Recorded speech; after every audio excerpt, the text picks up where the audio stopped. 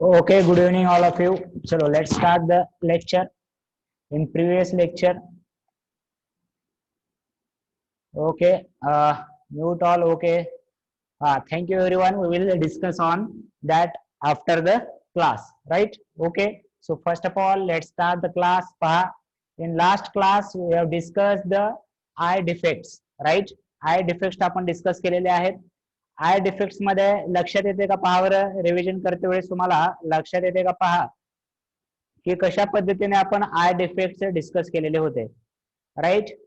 की यामध्ये just 1 second,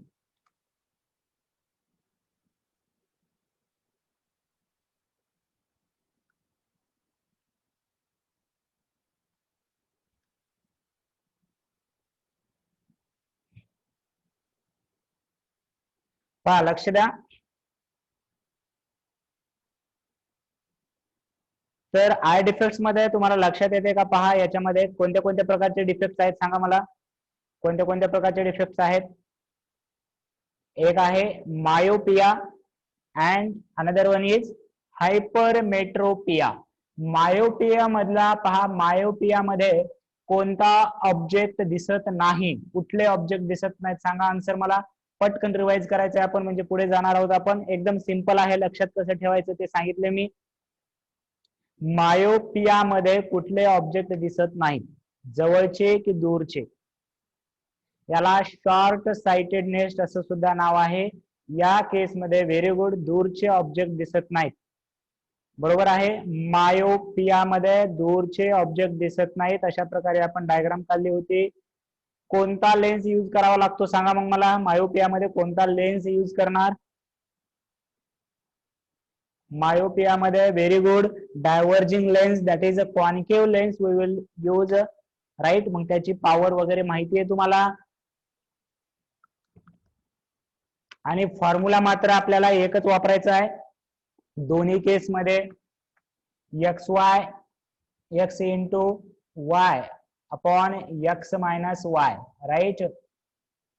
त्याच्यानंतर हायपरमेट्रोपिया जो आहे तिथे जवळचे ऑब्जेक्ट दिसत नाहीत, त्यामुळे आपण कोणता लेन्स वापरतो सांगा आता. कोणता लेन्स वापरतो? कारण इथे जवळचे ऑब्जेक्ट दिसत नाहीत, इथे लांब जातात याच्यापासून, राईट? नाही अतुल, राईट? हा बरोबर, राईट राईट. कॉन्व्हेक्स ना, राईट. सो कॉन्व्हेक्स रेज वापरल्यानंतर जे बिहाइंड द रेटिना इमेज तयार होत होते ते रेटिनावरती इमेज तयार होईल. आणि सेम फॉर्म्युला इथे मात्र जर कुठेपर्यंत ऑब्जेक्ट बघायचे ते एक दिलं नसेल तर 25 centimetre, which is also called as distance distinct vision. बरोबर आहे?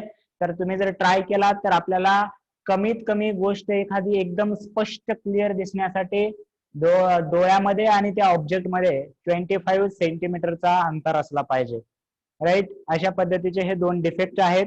त्याच्यानंतर एक डिफेक्ट दिलेला आहे तुमच्या एरलेस मध्ये, जो की ओल्ड एज डिसीज म्हणतात त्याला. त्याच्यामध्ये आधी एक आहे प्रिस्बायोपिया, त्याच्यामध्ये दोन्ही असतं, जवळचे पण दिसत नाहीत दूरचे पण दिसत नाहीत. असं आहे का कोणी तुमच्याकडलं? बरोबर आहे, जवळचे पण दिसत नाहीत आणि दूरचे पण दिसत नाहीत, हे काय दिले नाही त्याच्यामध्ये.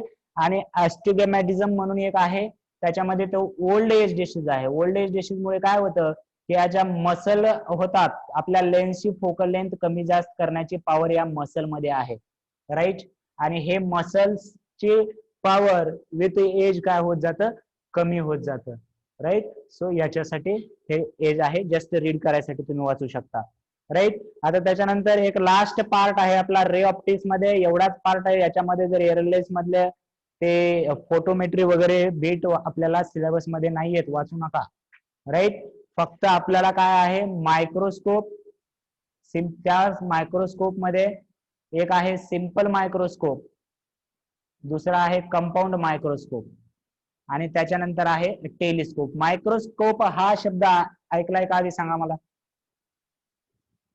मायक्रोस्कोप हा शब्द ऐकलाय का आधी, कुठे वापरलंय, कुठे काय. मायक्रोस्कोप 10वीला झाला असेल की रे प्रॅक्टिकल मध्ये, असं डोळा लावून बघायचं बघा. 11वीला झालंय, छान छान छान छान छान. काय बघता रे त्या मायक्रोस्कोप मध्ये, कशाला वापरलं तुम्ही मायक्रोस्कोप, कशासाठी वापरलं.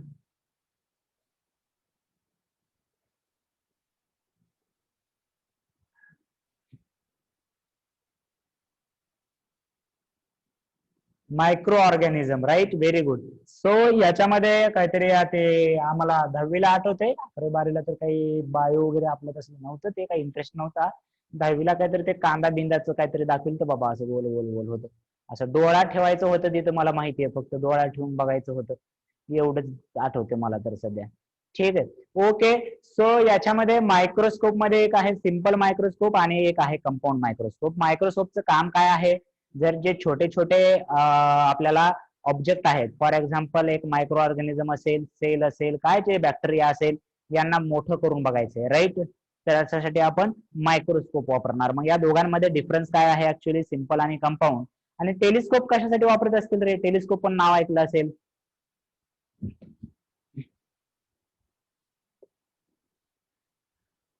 हाँ, आसमान के तारे देखणे, आसमानचे तारे आहे का नाही. ओके. सो त्याच्यामध्ये ते वापरणे वगैरे, त्याच्यासाठी असं सुंदर तारा किंवा चंद्र जे काय तुम्हाला जे काय दिसते सुंदर, ते पाहण्यासाठी टेलिस्कोप वापरतात, right. Okay. So we will study the working of the microscope. एकदम सिंपल आहे. याच्यामध्ये पहा, लक्षात घ्या की जे कोणत्याही ऑप्टिकल, हे महत्वाचा फॉर्म्युला, की कोणत्याही ऑप्टिकलचा मॅग्निफिकेशन जेव्हा काढणार आहोत आपण, पहिल्यांदा इथे डायग्राम आहे का पाहूया आपण, चेक करू द्या थोडस.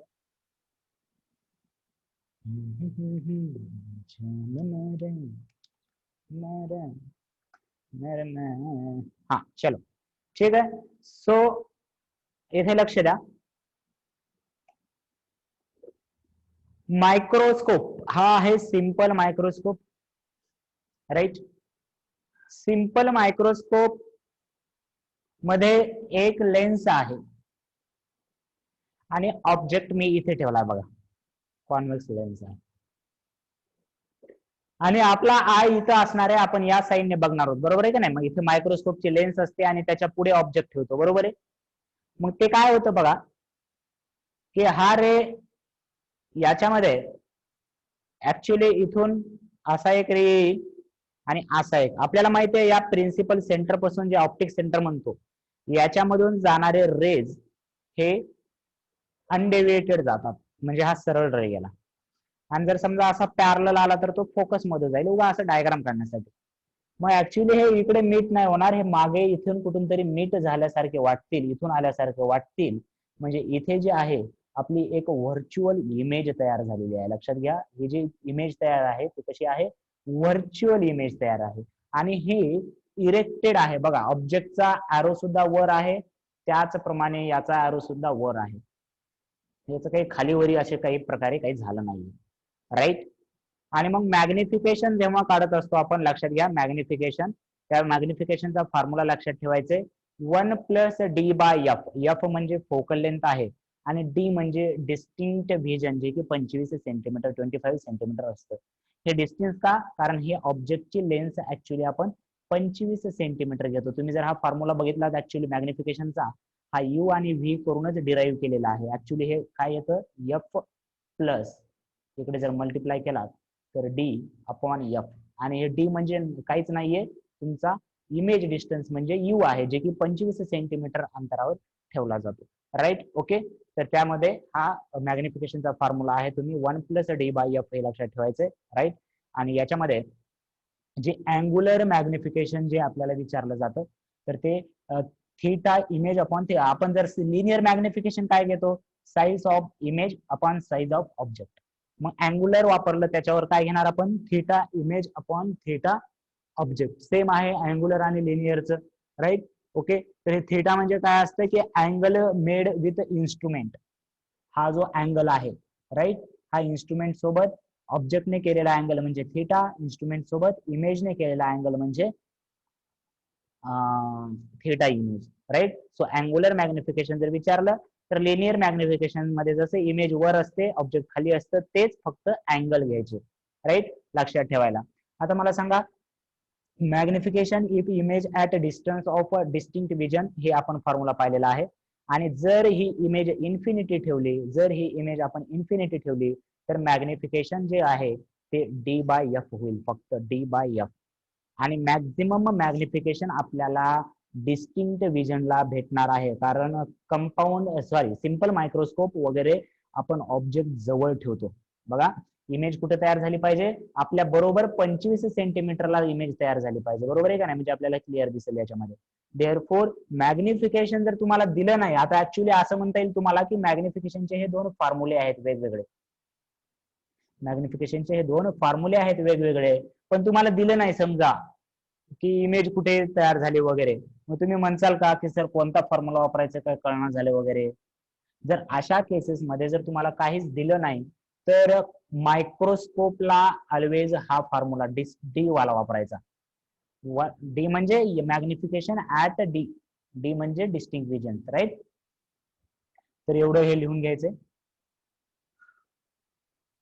फॉर्म्युले इम्पॉर्टंट आहेत याच्यामध्ये. काय इमेज ऑब्जेक्ट इथे ठेवलं की त्याची व्हर्च्युअल इमेज इथे तयार होते.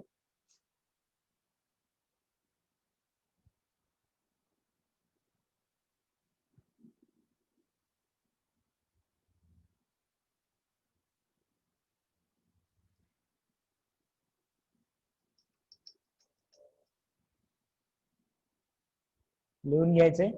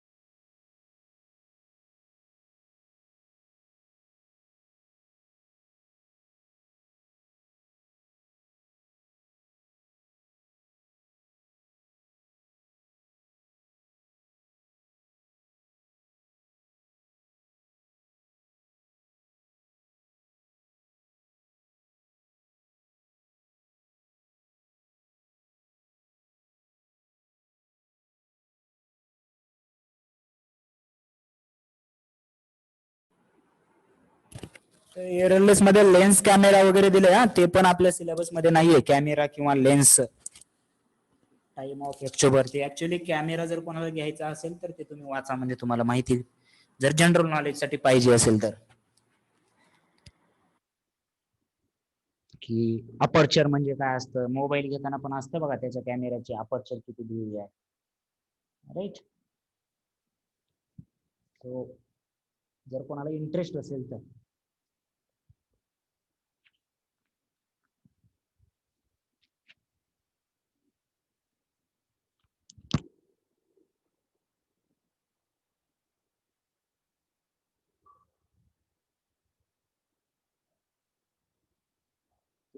तुम्हाला सर्वच माहिती आहे, काय सांगा. तुम्ही हुशार विद्यार्थी हा.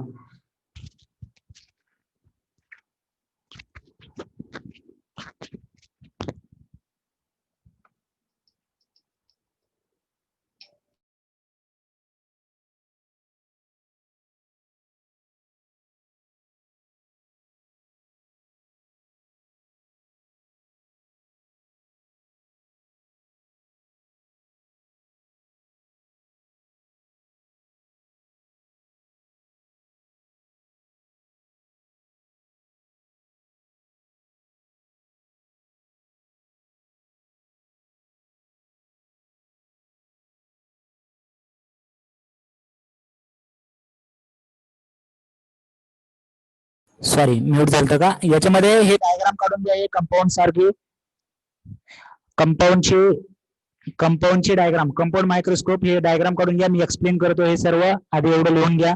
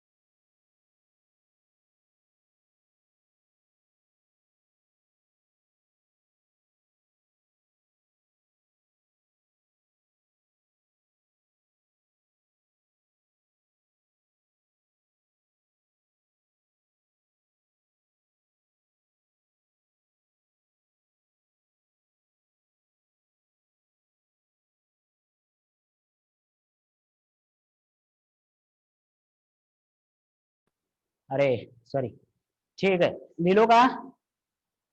कुठेपर्यंत लिहिलो का झोपी गेला तुम्ही?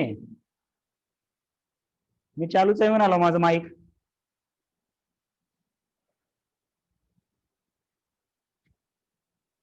चला झालं का लिहून? हा, नाही तेवढा विश्वास आहे.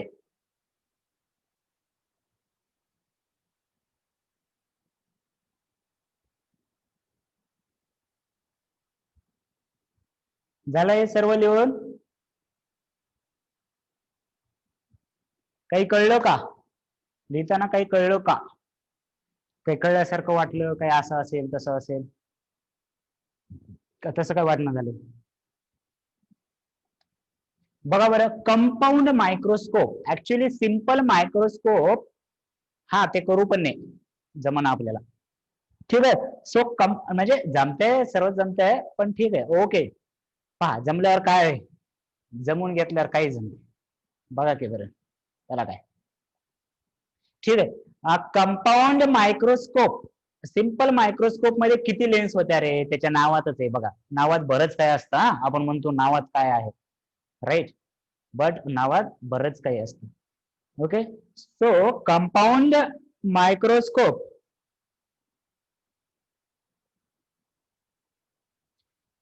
याच्यामध्ये दोन लेन्स वापरल्यात. सिंपल मध्ये एकदम सिंपल होतं, एकच लेन्स वापरली बस झालं. आता कंपाऊंड मध्ये बघा, एक आहे ऑब्जेक्ट लेन्स, जो ऑब्जेक्ट पशी जी लेन्स आहे त्याला ऑब्जेक्ट लेन्स म्हणायचं, आणि जी आपल्या डोळ्यापशी लेन्स असणार आहे त्याला आय लेन्स म्हणायचं. राईट, ऑब्जेक्ट इथे असणार, इथे असणार. हे पूर्ण जे आहे हे एक मायक्रोस्कोपची जी ट्यूब असते, ही इथून इथपर्यंत ही मायक्रोस्कोपची ट्यूब असणार. त्याच्यामध्ये आधी एक लेन्स लावला जातो, नंतर एक लेन्स लावला जातो. ओके, मग आता बघा की मेकॅनिझम काय आहे. इथे जर ऑब्जेक्ट ठेवला ऍक्च्युली, तर त्याची आधी इथे एक इमेज तयार केली जाते. ही इमेज कशी आहे सांगा बरं मला? रिअल आहे का व्हर्च्युअल आहे? पहिली गोष्ट, रिअल आहे का व्हर्च्युअल आहे? रिअल आहे. रेज ऍक्च्युली मीट झालेत. रिअल आहे, रिअल बद्यानो. तर इथं रेज ऍक्च्युली मीट झालेले आहेत. बर, व्हेरी गुड. तर मग पण ही इमेज इन्व्हर्टेड आहे बघा, ही इमेज इन्व्हर्टेड आहे. मग आता याची व्हर्च्युअल इमेज आपण आय लेन्सने तयार करायची.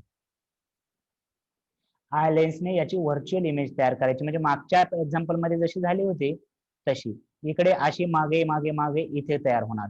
म्हणजे बघा, जर याच्यामध्ये जर हे इथून इथपर्यंत, याला म्हणू शकतो आपण you of for object lens. बघा, यू फॉर ऑब्जेक्ट लेन्स. इथून इथपर्यंत पहा काय म्हणू शकतो? V for object lens. त्याच्यानंतर हे इथून इथपर्यंत काय म्हणू शकतो? Focal lens of object, he focal lens of eye lens. मग आता हे इथून इथपर्यंतचा डिस्टन्स काय असणार? आता आय लेन्स साठीचा इमेज डिस्टन्स आहे यूई, आणि इथून इथपर्यंतचा हा जो डिस्टन्स आहे तो या लेन्स पासून फायनल इमेज इथं तयार झालाय. म्हणजे याला काय म्हणणार सांगा बरं? याला काय म्हणणार सांगा?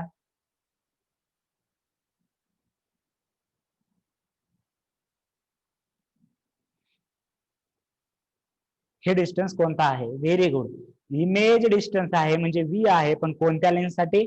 आय लेन्स साठी. आणि इथे दोघांमध्ये फरक बघा की eye lens is bigger than, diameter of eye lens is bigger than objective, also focal length is bigger than object lens. आणि मग मॅग्निफिकेशन आपण दोन लेन्स का वापरले? कारण मॅग्निफिकेशन मध्ये फरक पडतोय. आपल्याला हायली मॅग्निफाईड इमेज पाहिजे होती, तर या दोन्ही मॅग्निफिकेशनचं मल्टिप्लिकेशन व्हायलंय. बघा, दोन्ही मॅग्निफिकेशनचं मल्टिप्लिकेशन व्हायलंय. हे व्ही बाय यू हे ऑब्जेक्ट लेन्सचं मल्टिप्लिकेशन, आणि आय लेन्सचं आताच पाहिलं होतं आपण 1 plus D by F E. बघा, 1 plus D by F E. आणि मग हे जे पूर्ण कंपाऊंड मायक्रोस्कोपचं जे मॅग्निफिकेशन आहे, so M of object upon M of E. आणि याच ठिकाणी जर समजा की आपल्याला ऑब्जेक्ट म्हणजे इमेज ऍट इन्फिनिटी तयार करायचं असं म्हणलं, तर मागच्या एक्झाम्पल मध्ये हे 1 आपण काढून टाकलं होतं, इथे सुद्धा हे 1 आपण काढून टाकलेलं आहे. हे झाले ऍक्युरेट फॉर्म्युले फॉर कंपाऊंड मायक्रोस्कोप. राईट, आता आधीचे फॉर्म्युले लक्षात असतील तर या फॉर्म्युल्यामध्ये काहीच फरक नाही पडणार. या लेन्स साठी मॅग्निफिकेशन काय आहे? याचा इमेज व्ही बाय यू च वापरतो ना आपण, व्ही बाय यू, तर V not by U not वापरलं. आणि आय लेन्स साठी आपल्याला आधीच्या सिंपल मायक्रोस्कोपचा फॉर्म्युला माहिती आहे. जर डी साठी असेल तर 1 प्लस डी बाय एफ वापरायचे, आणि इन्फिनिटीला जर वापरलं मी तर हे 1 तेवढं राहणार नाही. लक्षात बसले का फॉर्म्युले सांगा बरं मला, लक्षात बसले का फॉर्म्युले?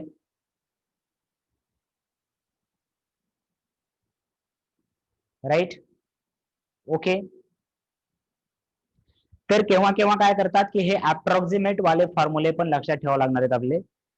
हा बसवायचे फॉर्म्युले, याच्यामध्ये मी एक्सप्लेन काहीच करू शकत नाही हा, म्हणजे याचे डेरिव्हेशन तर आपल्या सिलेबसला नाहीयेत. हा चॅप्टरच या पद्धतीचा आहे. राईट, की सिंपल फॉर्म्युले लक्षात ठेवायचे आणि त्याच्यावरती प्रॉब्लेम बस, काहीच याच्यामध्ये एक्सप्लेन करण्यासारखं नाही. मग आता इथे परत अप्रॉक्सिमेशन वापरलंय की हे व्ही म्हणजे काय आहे, ऍक्च्युली हे पूर्ण हे जवळपास इथेच इमेज तयार झाली बघा, इथेच इमेज तयार झाली. म्हणजे ऍक्च्युली व्ही नॉट ला काय लिहू शकतो मी याच्यामध्ये, लेंथ ऑफ मायक्रोस्कोप सुद्धा घेऊ शकतो. हे एल म्हणजे काय आहे, लेंथ ऑफ मायक्रोस्कोप. सो हे जर फॉर्म्युला जर तुम्हाला वापरायचा असेल तर length of microscope upon focal length of objective हा अप्रॉक्सिमेट फॉर्म्युला सुद्धा वापरायचा आहे. एल म्हणजे लेंथ ऑफ मायक्रोस्कोप आहे. राईट,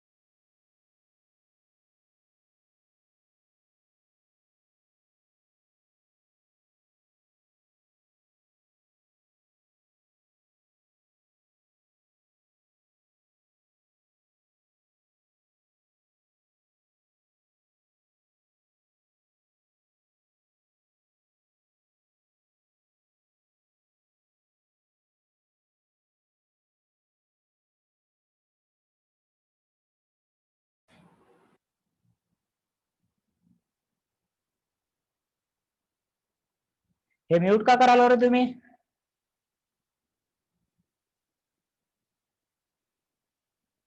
मग काय झालं बघू द्या मला.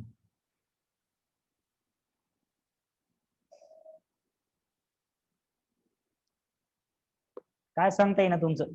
बर ठीक आहे, हे लिहून घेतलंय का सर्वांनी? कंपाऊंड मायक्रोस्कोप व्यवस्थित लक्ष द्या. याच्यामध्ये काय काय लक्षात ठेवलंय आपण? दोन लेन्स आहेत, एक ऑब्जेक्ट लेन्स आहे, एक आय लेन्स आहे. आय लेन्सची फोकल लेंथ आणि डायमीटर जास्त आहे याच्यापेक्षा. मॅग्निफिकेशन डी वाला फॉर्म्युला, मॅग्निफिकेशन इन्फिनिटी वाला फॉर्म्युला. कंपाऊंड मध्ये जर कुठे दिलं नाही कोणता फॉर्म्युला वापरायचा तर ऑलवेज कोणता वाला वापरणार सांगा बरं मला एकदा. मायक्रोस्कोप म्हणले की ते इमेज कुठे असायला पाहिजे, आपल्या डोळ्याजवळ असायला पाहिजे, डिस्टिंक्ट मध्ये, म्हणजे डी वाला फॉर्म्युला वापरणार. आणि इथे मॅग्निफिकेशन जास्त असतं. मॅग्निफिकेशन इथं मॅक्झिमम मॅग्निफिकेशन कुठे असणार सांगा मला. क्वेश्चन मध्ये असं न देता, डिस्टिंक्ट विषयी न देता मॅक्झिमम मॅग्निफिकेशन म्हणतात. मग तिथे कोणता फॉर्म्युला वापरणार तुम्ही? हा डी वाला फॉर्म्युला वापरणार. कोणता फॉर्म्युला वापरायचा? डी वाला फॉर्म्युला वापरायचा.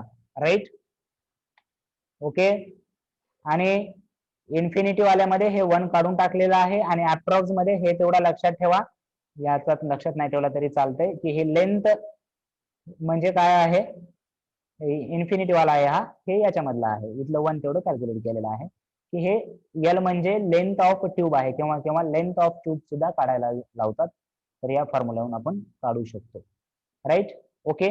तर हे झालं कंपाऊंड मायक्रोस्कोप बद्दल. आता यालाच रिलेटिव्ह आपल्याला स्टडी करायला सोपा असलेला हे जो आहे तो आहे टेलिस्कोप.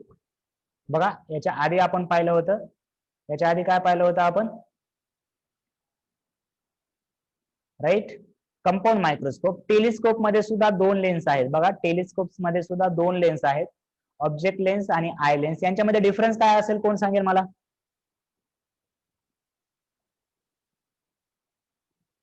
यांच्यामध्ये डिफरन्स काय असेल? कंपाऊंड आणि याच्यामध्ये काय डिफरन्स दिसतोय का आधीच्या डायग्राम मध्ये आणि आताच्या डायग्राम मध्ये?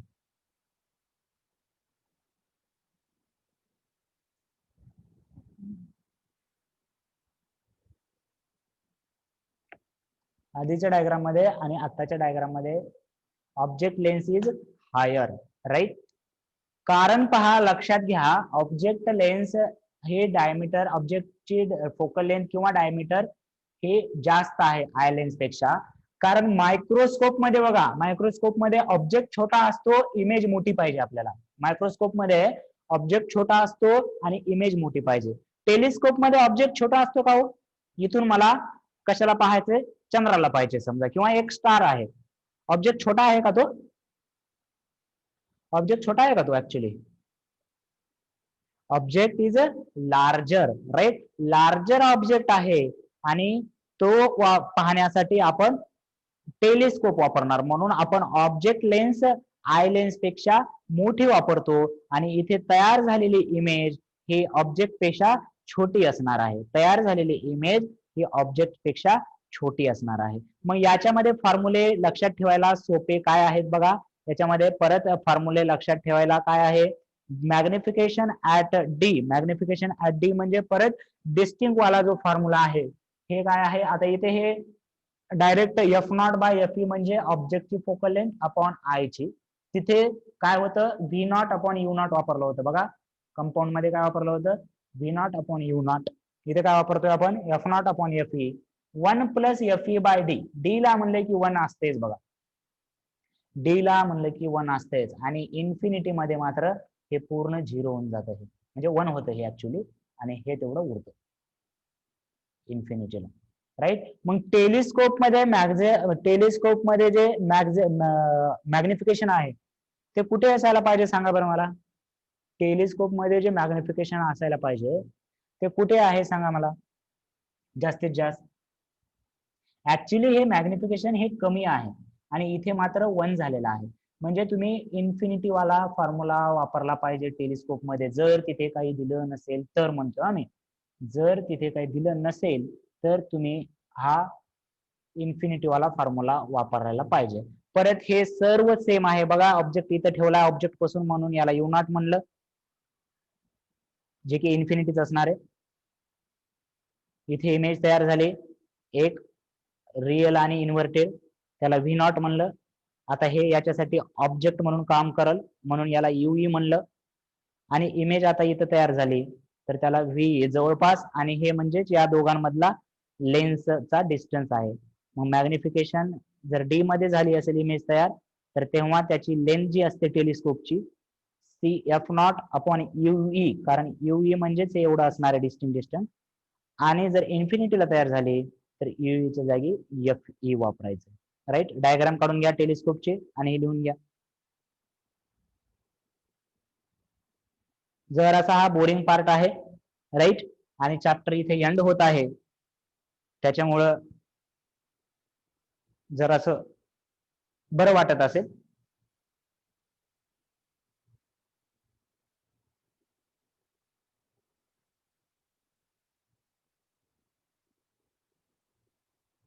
लिहून घ्या. आपण काय करूया, उद्याच्या नेक्स्ट लेक्चर मध्ये याच्यावरती प्रॉब्लेम घेऊया. आणि जे काही तुमचे डाऊट असतील आतापर्यंतचे रे ऑप्टिक्स मधले ते सुद्धा घेऊया. ते आधीच मला सेंड करून ठेवा जर काही डाऊट असतील तर, राईट. ओके. उद्या मी सांगतोय परत एकदा, प्रॉब्लेम घेणार आहोत. जर तुमचे डाऊट असतील तर ते पण घेऊया, आधीच सेंड करून ठेवा मला. ओके. 1-2 लेक्चर पाहूया. जर प्रॉब्लेम इनफ आहेत असं वाटलं तर नेक्स्ट पार्ट आपल्याला सुरू करायचंय, जे की आपला हिट सेक्शन राहिलेला आहे 11च्या पोर्शन मध्ये, right. Okay. So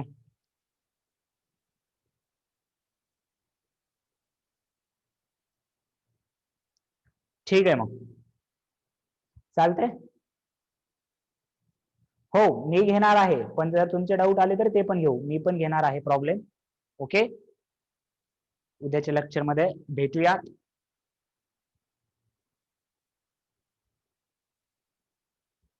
So bye everyone. We will meet in tomorrow's lecture. Okay. ठीक आहे.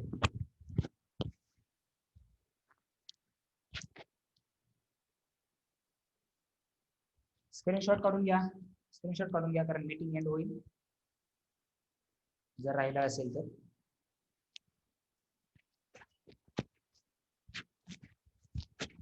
ओके ठीक है।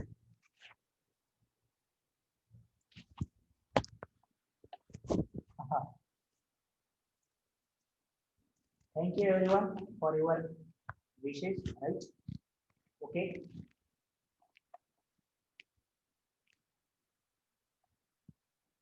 चलो